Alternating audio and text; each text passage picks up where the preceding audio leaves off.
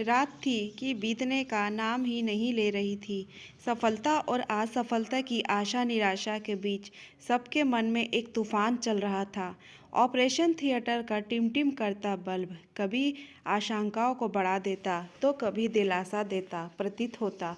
नर्सों के पैरों की आहट दिल की धड़कनें तेज करने लगती।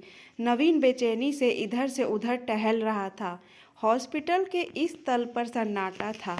नवीन कुछ गंभीर मरीजों के रिश्तेदारों के उदास चेहरों पर नज़र दौड़ाता, फिर सामने बैठी अपनी माँ को ध्यान से देखता और अंदाज़ा लगाता, क्या माँ वास्तव में परेशान है। अंदर आईसीयू में नवीन की पत्नी सुजाता जीवन और मृत्यु के बीच संघर्ष कर रही थी। नवीन पूरे यकीन के साथ सोच रहा था कि अभी डॉक्टर आकर कहेगा सुजाता ठीक है। कल कितनी चोटें आई थी सुजाता को।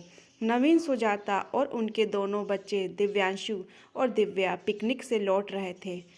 कार नवीन ही चला रहा था। सामने से आ रहे ट्रक ने सुजाता की तरफ की खिड़की में जोरदार टक्कर मारी। नवीन और पीछे बैठे बच्चे तो बच गए, लेकिन सुजाता को गंभीर चोटें आई। उसका सिर भी फट गया था। कार भी बुरी तरह क्षतिग्रस्त हो गई थी। नवीन किसी से लिफ्ट लेकर घायल सुजाता और बच्चों को लेकर यहाँ पहुँच गया था। नवीन ने फ़ोन पर अपने दोनों भाइयों विनय और नीरज को खबर दे दी थी। वे उसके यहाँ पहुँचने से पहले ही माँ के साथ पहुँच चुके थे। विनय की यहाँ कुछ डॉक्टरों से जान पहचान थी, इसलिए इलाज शुरू करने में कोई दिक्कत नहीं आई थी। नवीन ने सुजाता के लिए अपने दोनों भाइयों की बेचैनी भी देखी। उसे लगा बस माँ को ही इतने सालों में सुजाता से लगाव नहीं हो पाया। वह अपनी जीवन संगनी को याद करते हुए थका सा जैसे ही कुर्सी पर बैठा तो लगा जैसे सुजाता उसके सामने मुस्कुराती हुई साकार खड़ी हो गई है। झट से आंखें बंद कर ली ताकि कहीं उसका चेहरा आंखों के आगे से गायब ना हो जाए।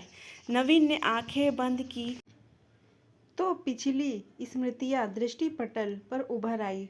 20 साल पहले नवीन और सुजाता एक ही कॉलेज में पढ़ते थे। दोनों की दोस्ती कब प्यार में बदल गई उन्हें पता ही नहीं चला। पढ़ाई खत्म करने के बाद जब दोनों की अच्छी नौकरी भी लग गई तो उन्होंने विवाह करने का फैसला किया। सुजाता के माता पिता से मिलकर नवीन को बहुत अच्छा लगा था। वे इस विवाह के लिए तैयार थे, लेकिन असली समस्या नवीन को अपनी माँ वसुधा से होने वाली थी। वह जानता था कि उसकी पुरातन पंथी माँ एक विजातीय लड़की से उसका विवाह कभी नहीं होने देंगी। उसके दोनों भाई सुजाता से मिल चुके थे और दोनों से सुजाता की अच्छी दोस्ती भी हो गई थी। जब नवीन ने घर में सुजाता के बारे में बताया तो वसुधा ने तूफान खड़ा कर दिया। नवीन के पिताजी नहीं चाहते, वसुधा चिल्लाने लगी। क्या इतने मेहनत से तुम तीनों को पाल पोस कर इसी दिन के लिए बड़ा किया है कि एक विजातीय लड़की बहू बनकर इस घर में आए? यह कभी नहीं हो सकता। कुछ दिनों तक घर में सन्नाटा छाया रहा। नवीन माँ को मनाने की कोशिश करता रहा, लेकिन जब वे तैयार नहीं हुई तो उन्होंने कोर्ट मैरिज कर ली।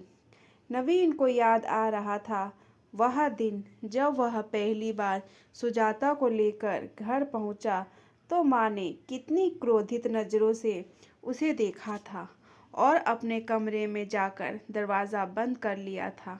घंटों बाद निकली थी और जब वे निकली सुजाता अपने दोनों देवरों से पूछ पूछ कर खाना तैयार कर चुकी थी। यह था ससुराल में सुजाता का पहला दिन। नीरज ने जबरदस्ती वसुधा को खाना खिलाया था। नवीन मूक दर्शक बन रहा था। रात को सुजाता सोने आई तो उसके चेहरे पर अपमान और थकान के मिले जुले भाव देखकर नवीन का दिल भर आया था और फिर उसने उसे अपनी बाहों में समेट लिया था। नवीन और सुजाता दोनों ने वसुधा के साथ समय बिताने के लिए ऑफिस से छुट्टियां ले ली थी। वे दिन भर वसुधा का मूड ठीक करने की कोशिश करते, मगर कामयाब ना हो पाते। जब सुजाता गर्भवती हुई तो वसुधा ने ऐलान कर दिया, मुझसे कोई उम्मीद ना करना। नौकरी छोड़ो और अपनी घर गृहस्थी संभालो। यह सुजाता ही थी जिसने सिर्फ माँ को खुश करने के लिए नौकरी छोड़ दी थी। माथे की त्योरियां कम तो हुई लेकिन ख़त्म नहीं। दिव्यांशु का जन्म हुआ तो विनय की नौकरी भी लग गई। वसुधा दिन रात कहती, इस बार अपनी जाति की बहू लाऊंगी तो मन को कुछ ठंडक मिलेगी। सुजाता अपमानित सा महसूस करती। नवीन देखता सुजाता माँ को एक भी अपशब्द ना कहती। वसुधा ने खूब खोजबीन करके अपने मन की नीता से विनय का विवाह कर दिया। नीता को वसुधा ने पहले दिन से ही सिर पर बिठा लिया। सुजाता शांत देखती रहती। नीता भी नौकरी पेशा थी। छुट्टियां खत्म होने पर वह ऑफिस के लिए तैयार होने लगी तो वसुधा ने उसकी भरपूर मदद की। सुजाता इस भेदभाव को देखकर हैरान खड़ी रह जाती। कुछ दिनों बाद नीरज ने भी नौकरी लगते ही सुधा से प्रेम विवाह कर लिया।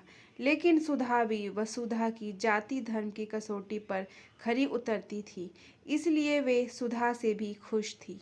इतने सालों में नवीन ने कभी माँ को सुजाता से ठीक तरह से बात करते नहीं देखा था।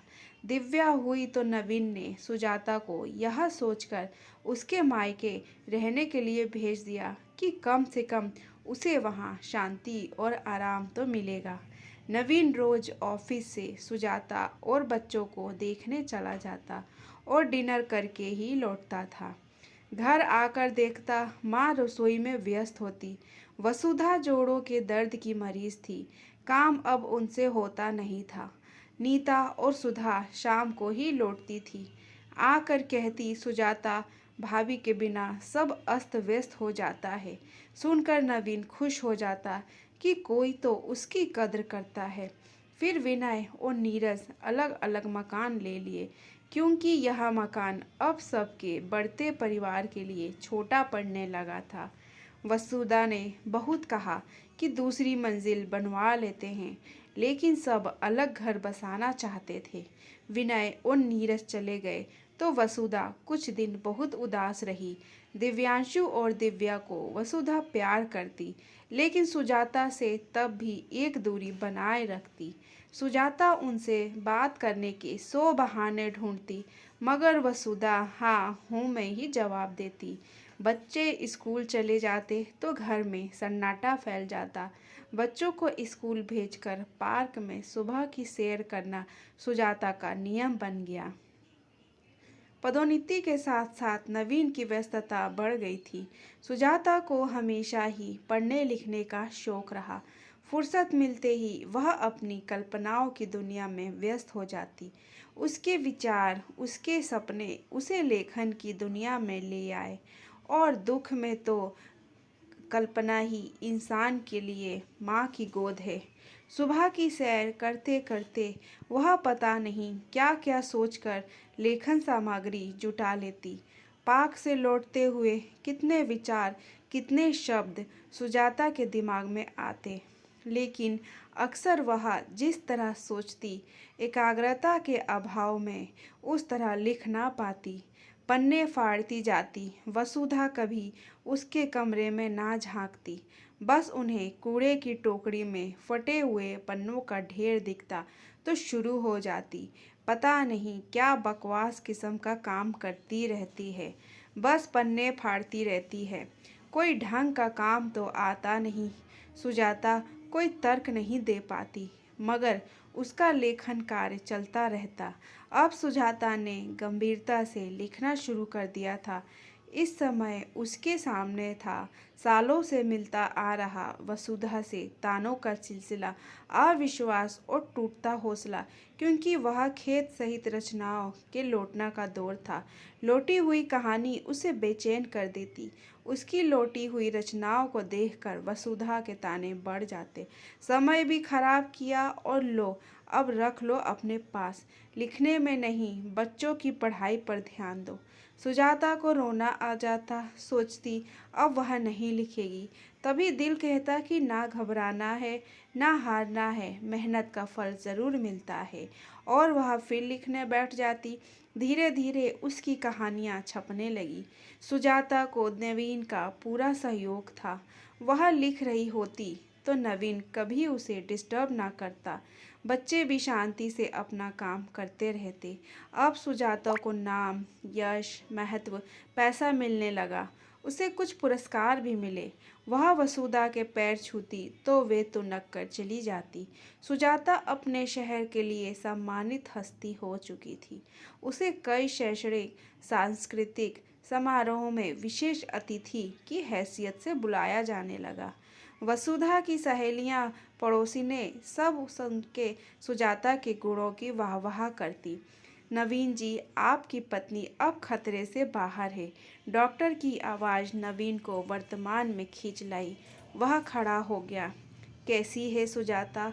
चोटें बहुत है, बहुत ध्यान रखना पड़ेगा। थोड़ी देर में उन्हें होश आ जाएगा। तब आप चाहें तो उनसे मिल सकते हैं। माँ के साथ सुजाता को देखने नवीन आईसीयू में गया। सुजाता अभी बेहोश थी।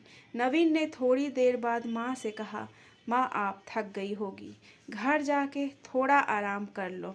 बाद में जब नीरज घर आए तो उसके साथ आ जाना। वसुधा घर आ गई। नहाने के बाद सबके लिए खाना बनाया। बच्चे नीता के पास थे, वे सब हॉस्पिटल आ गए। विनय और नीरज तो नवीन के पास ही थे। सारा काम हो गया तो वसुधा को खाली घर काटने को दौड़ने लगा। पहले वह इधर उधर देखती घूमती रही। फिर पता नहीं उनके मन में क्या आया कि ऊपर सुजाता के कमरे की सीढ़ियाँ चढ़ने लगी। साफ सुथरे कमरे में एक और सुजाता की पढ़ने लिखने की मेज पर रखे सामान को वे ध्यान से देखने लगी।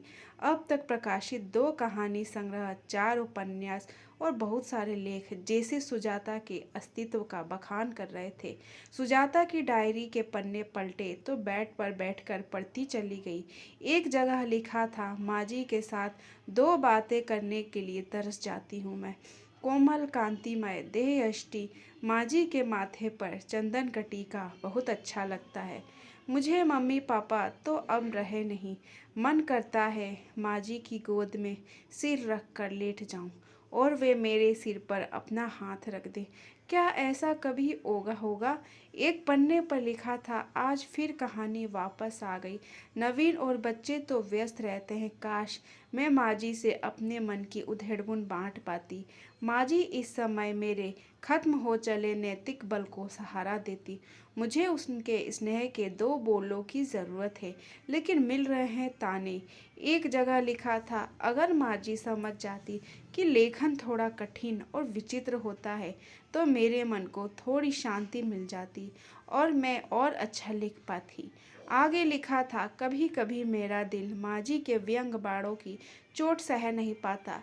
मैं घायल हो जाती हूँ, जी में आता है उनसे पूछूं, मेरा विजाती होना क्यों खलता है कि मेरे द्वारा दिए गए आदर सम्मान व सेवा तक को नकार दिया जाता है।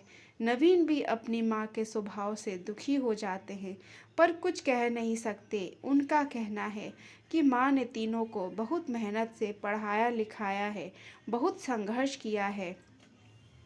पिताजी के बाद कहते हैं, माँ से कुछ नहीं कह सकता, बस तुम ही समझौता कर लो। मैं उनके स्वभाव पर सिर्फ शर्मिंदा हो सकता हूँ। अपमान की पीड़ा का अथाह सागर कभी कभी मेरी आंखों के रास्ते आंसू बनकर बह निकलता है। एक जगह लिखा था, मेरी एक भी कहानी माँ जी ने नहीं पढ़ी। कितना अच्छा होता जिस कहानी के लिए मुझे पहला पुरस्कार मिला वहाँ माँ जी ने भी पढ़ी होती। वसुधा के स्वभाव से दुखी सुजाता के इतने सालों के मन की व्यथा जैसे पन्नों पर बिखरी पड़ी थी। वसुधा ने कुछ और पन्ने पलटे। लिखा था, हर त्योहार पर नीता और सुधा के साथ माँ जी का अलग व्यवहार होता है, मेरे साथ अलग। कई रस्मों में, कई आयोजनों में मैं कोने में खड़ी रह जाती हूँ आज भी। माँ की दृष्टि में तो क्षमा होती है और मन में वात्सल्य। पढ़ते पढ़ते वसुधा की आंखें झमाझम बरसने लगी। उनका मन आत्मग्लानि से भर उठा। फिर सोचने लगी कि हम औरतें ही औरतों की दुश्मन क्यों बन जाती हैं। कैसे वे इतनी क्रूर और असंवेदनशील हो उठी। यहाँ क्या कर बैठी वे। अपने बेटे बहू के जीवन में अशांति का कारण वे स्वयं बनी। नहीं, वे अपनी बहू की प्रतिभा को बिखरने नहीं देगी। आज यह मुकदमा उनके मन की अदालत में आया और उन्हें फैसला सुनाना है। भूल जाएंगी वे जात पात को, याद रखेगी सिर्फ अपनी होनहार बहू के गुणों और मधुर स्वभाव को। वसुधा के दिल में स्नेह उदारता का सैलाब सा उमड़ पड़ा। बरसों से जमे जाति धर्म के भेदभाव का कुहासा स्नेह की गर्मी से छटने लगा।